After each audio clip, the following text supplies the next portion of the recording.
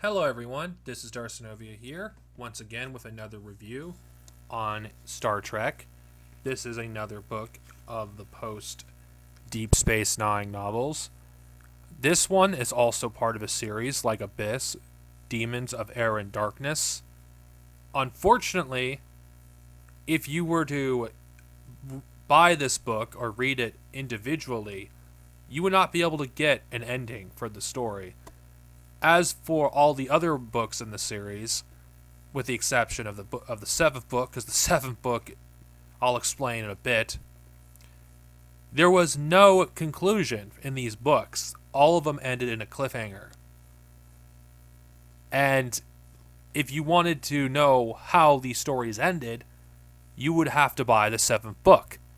It doesn't matter if you know, follow only TNG, Deep Space Nine, Voyager, New Frontier. Even if you follow one of them, you would have to purchase the seventh book of the series in order to get the rest of the story. Now, according to the Voyager's companion, many fans hated this, and rightfully so. I mean, if you only care about one Trek series and you have to buy one book just to, get the full story, because the seventh book was just a collection of short stories, which were essentially, the conclusions to these respective stories, that you would read. Now, if you only care about one of them, you'd have to basically purchase a book just for one. Now, luckily, if you only care for Deep Space Nine, there's a way around it.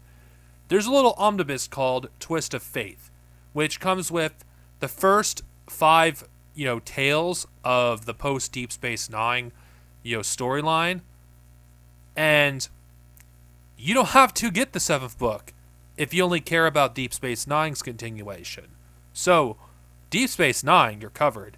Now, as for the story itself, since I'm covering basically, the novella and, the book itself, I think they're good, actually.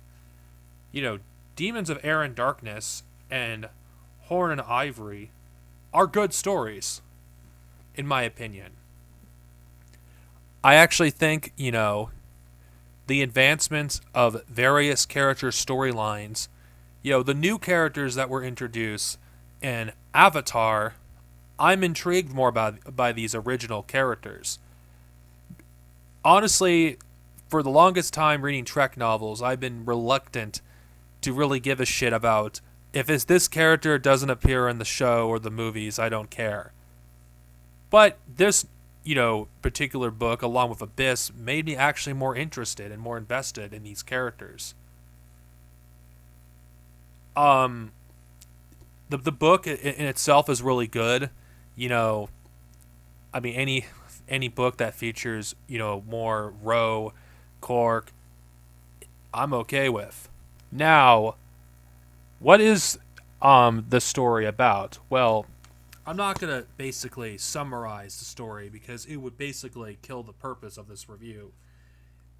There's, for like any Star Trek episode, you have an A plot and a B plot. The A plot, well, there's three because it's a novel. The A plot involves the evacuation of Europa Nova. I hope I pronounced that right.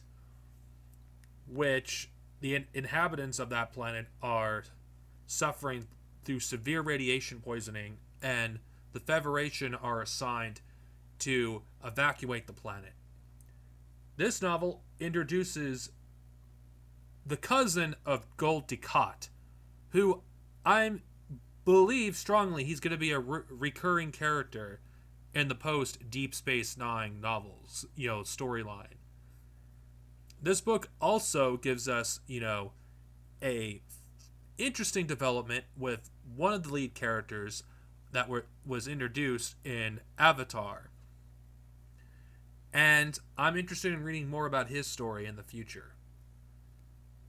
The B plot is essentially Quark, you know, being Quark, you know, needs help, you know, with a business transaction, and he needs, you know, a doppelganger, you know, for the operation. And, well, considering that Odo is no longer the chief of Deep Space Nine, Ro is the person that ends up helping Quark. And then you have the C storyline, which involves Kira, who's Colonel currently. And at the end of this novel, I'm not gonna get too much into detail because this is not a synopsis.